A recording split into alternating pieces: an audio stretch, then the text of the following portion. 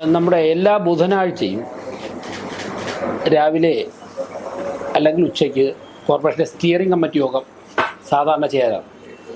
ആ steering committee യോഗത്തിലാണ് മേയറും standing committee ചെയർമാന്മാരും deputy മേയറും മറ്റ് സെക്രട്ടറി ഉൾപ്പെടെയുള്ള ഡിപ്പാർട്ട്മെൻറ്റ് തലവന്മാരും ഒക്കെ ചേരുന്നൊരു യോഗമാണത്. അതിലാണ് ഒരാഴ്ചത്തെ പ്രവർത്തനവും അടുത്ത ആഴ്ചത്തെ പ്രവർത്തനവും, ഒരാഴ്ചത്തെ പ്രവർത്തനം വിലയിരുത്തുകയും അടുത്ത ആഴ്ചത്തെ പ്രവർത്തനത്തിൻ്റെ ഒരു രൂപരേഖ തയ്യാറാക്കുകയും ചെയ്യുന്നത്. ബുധനാഴ്ച കോമനോട് ഹൈക്കോടതിയുടെ ഉത്തരവനുസരിച്ചുള്ള സത്യപ്രതിജ്ഞയും ഒക്കെ ആയതുകൊണ്ട് ഇന്നലെയാണ് സ്റ്റിയറിംഗ് കമ്മിറ്റി യോഗം ചേർന്നത്. അതിൻ്റെ അവസാന ഘട്ടത്തിൽ ഹോസ്പിറ്റലിൽ നിന്ന് ഡിസ്ചാർജ് വാങ്ങിയിട്ട് ഞാനും പങ്കെടുത്തിരുന്നു. അപ്പോൾ വളരെ ഗൗരവമായ ചില വിഷയങ്ങൾ ചർച്ച ചെയ്യേണ്ടതുണ്ടായിരുന്നത് കൊണ്ടാണ് ഇന്നലെ തന്നെ ഹോസ്പിറ്റലിൽ നിന്നും വന്നിട്ട് അവസാന സമയത്ത് പങ്കെടുക്കേണ്ടി വന്നത്. നമുക്കറിയാം, കുറച്ച് ദിവസം മുമ്പ് ഇവിടെ വിഴിഞ്ഞം സോണലിലെ ഹാർബർ വാർഡിൽ നിന്ന് കുറേ വനിതകൾ ഉൾപ്പെടുന്നവർ കോർപ്പറേഷനിൽ വന്നിട്ട് അവർക്ക് രാജീവ് ഗാന്ധി ആവാസ് യോജന പദ്ധതിയിൽ പെടുത്തി നിർമ്മിച്ചു കൊടുത്ത ഫ്ലാറ്റ് 4 വർഷം കഴിഞ്ഞപ്പോൾ തന്നെ അതിൻ്റെ കോൺക്രീറ്റ് പാളികൾ ഇടിഞ്ഞു വീണതായിട്ടുള്ള പരാതി പറഞ്ഞിരുന്നു. അപ്പം നേരത്തെയും നമ്മുടെ ശ്രദ്ധയിൽപ്പെട്ടിട്ടുണ്ട് ഈ വിഷയം. ഒരു കോൺക്രീറ്റ് പീസ് പൊളിഞ്ഞു വീണിട്ട് ഒരു വനിതയുടെ, ഒരു വീട്ടമ്മയുടെ തലയിൽ പൊട്ടലുണ്ടായി, സ്റ്റിച്ച് ചെയ്തിട്ടുണ്ട്, ചികിത്സ തേടിയിട്ടുണ്ട്. ഇത് വാർത്താ മാധ്യമങ്ങളിലൊക്കെ വന്ന് ഞാൻ മേയറാവുന്നതിന് മുമ്പ് ഈ കാര്യം അറിഞ്ഞിരുന്നതാണ്. അപ്പോൾ അവരൊക്കെ ഒരുമിച്ച് വന്നിരുന്നു. അതിൻ്റെ അടിസ്ഥാനത്തിൽ അടുത്ത ദിവസം മരാമത്ത് സ്റ്റാൻഡിംഗ് കമ്മിറ്റി ചെയർപേഴ്സൺ ഉൾപ്പെടെയുള്ളവർ ഞങ്ങളവിടെ സന്ദർശിച്ചിരുന്നു. അപ്പോൾ ആൾക്കാർ വന്ന് അവിടുത്തെ കാര്യങ്ങളൊക്കെ പറയും. അതിനുശേഷം ഹാർബർ വാർഡിൽ നിന്നും ഈ ഫ്ലാറ്റിൽ ജീവിക്കാൻ പറ്റുന്നില്ല, പ്രത്യേകിച്ച് മഴ കൂടി ആകുമ്പോഴേക്കും വളരെ ദുരന്തമാണ്, അപകടാവസ്ഥയിലാണെന്ന് പറഞ്ഞിട്ട് നിരവധി കംപ്ലയിൻറ്റുകൾ കിട്ടിയിരുന്നു. അതിൻ്റെ അടിസ്ഥാനത്തിൽ ഞങ്ങൾ എഞ്ചിനീയറിംഗ് സെക്ഷനുമായിട്ട് സംസാരിക്കുകയും ഇന്നലത്തെ സ്റ്റിയറിംഗ് കമ്മിറ്റി യോഗത്തിൽ വിശദമായി ചർച്ച ചെയ്യുകയും ചെയ്തു. അപ്പം 4 വർഷം കഴിയുമ്പോൾ തന്നെ കോൺക്രീറ്റ് പീസുകൾ അടർന്നു വീഴുക എന്ന് പറഞ്ഞാൽ അത് അങ്ങേയറ്റം തന്നെ അന്വേഷണ വിധേയമാക്കേണ്ട കാര്യമാണ്. അതിൻ്റെ അടിസ്ഥാനത്തിൽ തിരുവനന്തപുരം ഗവൺമെൻറ് എഞ്ചിനീയറിംഗ് കോളേജിനെ സമീപിക്കാൻ തീരുമാനിച്ചിട്ടുണ്ട്. തിരുവനന്തപുരം ഗവൺമെൻറ് എഞ്ചിനീയറിംഗ് കോളേജ് പ്രിൻസിപ്പളുമായി ഈ വിഷയം ചർച്ച ചെയ്തു. മുൻപ് തിരുവനന്തപുരം കോർപ്പറേഷനുമായി ബന്ധപ്പെട്ട് പൊന്നറ സ്കൂൾ നിർമ്മിച്ചതിൽ ഇത്തരത്തിൽ ചില പോരായ്മകളുണ്ട്. അത് റെക്ടിഫൈ ചെയ്യുന്നതിൻ്റെ ഭാഗമായിട്ട് ഗവൺമെൻറ് എഞ്ചിനീയറിംഗ് കോളേജിൽ നിന്നൊരു സ്റ്റഡി റിപ്പോർട്ട് തേടിയിട്ടുണ്ട്. അപ്പോൾ അത്തരത്തിൽ വിഴിഞ്ഞം സോണലിലെ ഹാർബർ വാർഡിൽ മൈലാഞ്ചിക്കല്ല്, മതിപ്പുറം, കട്ടച്ചാൽ, വലിയ പറമ്പ്, താഴെ വീട്ടുവിളാകം, ഈ പ്രദേശങ്ങളിലാണ് ഈ ഫ്ലാറ്റുകൾ നിർമ്മിച്ചിരിക്കുന്നത്. അതിൽ ഏതൊക്കെ ഫ്ലാറ്റിനാണ് പോരായ്മയുള്ളത്, അതെങ്ങനെ റെക്ടിഫൈ ചെയ്യാമെന്നും എന്തുകൊണ്ടാണ് ഈ നിർമ്മാണത്തിൽ അപാകതകൾ എന്തുണ്ടെങ്കിൽ അക്കാര്യങ്ങളും പരിശോധിച്ച് റിപ്പോർട്ട് തരാൻ വേണ്ടി തിരുവനന്തപുരം ഗവൺമെൻറ് എഞ്ചിനീയറിംഗ് കോളേജിന് കത്ത് കൊടുക്കുവാൻ വേണ്ടി സ്റ്റിയറിംഗ് കമ്മിറ്റി യോഗത്തിൽ തീരുമാനിച്ചിട്ടുണ്ട്.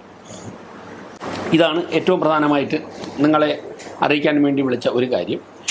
ഇനി ഇത് അവിടെ മേയർ അവിടെ സന്ദർശിച്ചതിൻ്റെ അതിന് ശേഷം എന്ത് നടപടിയാണെന്ന് അവിടെയുള്ള ആൾക്കാർ ചോദിക്കുന്നുണ്ട്. ഈ നടപടി അവിടെ പോയി ആ ഫ്ലാറ്റിൽ ജീവിക്കുന്ന ആൾക്കാരെ കണ്ട് അവരോട് ഈ നടപടി പറയും. അതിൻ്റെ അടിസ്ഥാനത്തിൽ അടുത്ത കൗൺസിൽ യോഗം കഴിഞ്ഞാൽ ഉടൻ തന്നെ ഇക്കാര്യങ്ങൾ ആവശ്യപ്പെട്ടുകൊണ്ട് തിരുവനന്തപുരം ഗവൺമെൻറ് എഞ്ചിനീയറിംഗ് കോളേജ് കത്ത് കൊടുക്കും.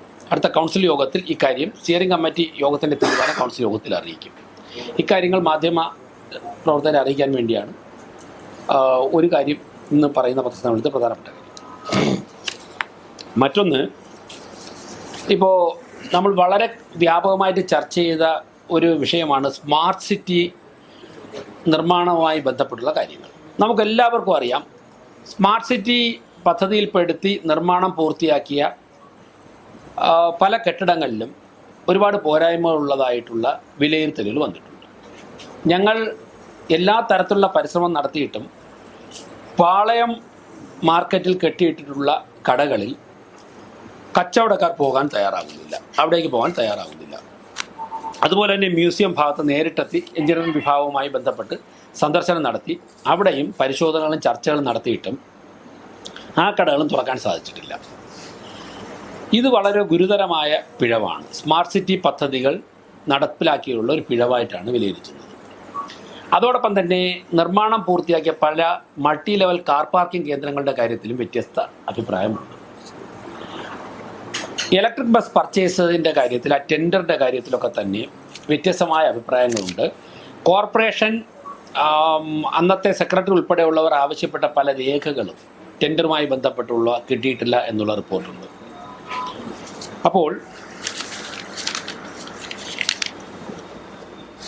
ഇക്കാര്യങ്ങൾ സ്മാർട്ട് സിറ്റി പദ്ധതിയിൽപ്പെടുത്തി നടത്തിയ നിർമ്മാണങ്ങളുടെ ക്വാളിറ്റി, ടെൻഡർ നടപടികൾ, അതോടൊപ്പം തന്നെ Palayam museum, multi level car parking കേന്ദ്രങ്ങൾ, ഇതിൻ്റെയൊക്കെ തന്നെ നിർമ്മാണത്തിലുള്ള കാര്യങ്ങൾ കൂടുതൽ അന്വേഷണ വിധേയമാക്കുന്നതിൻ്റെ ഭാഗമായി ഫോറൻസിക് ഓഡിറ്റിന് വിധേയമാക്കാനുള്ള കാര്യങ്ങൾ ആവശ്യപ്പെടും.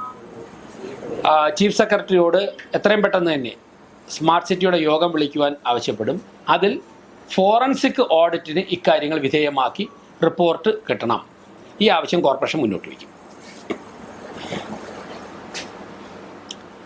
ഞാൻ ആദ്യം പറഞ്ഞ വിഴിഞ്ഞത്തിൻ്റെ കാര്യത്തിൽ structural stability, building quality, rectifying mechanism, ഇത് മൂന്നുമാണ് ആവശ്യപ്പെടാൻ തിരുവനന്തപുരം ഗവൺമെൻറ് എഞ്ചിനീയറിംഗ് കോളേജിൽ ആവശ്യപ്പെടുന്നത്. Structural stability, building quality, rectifying mechanism.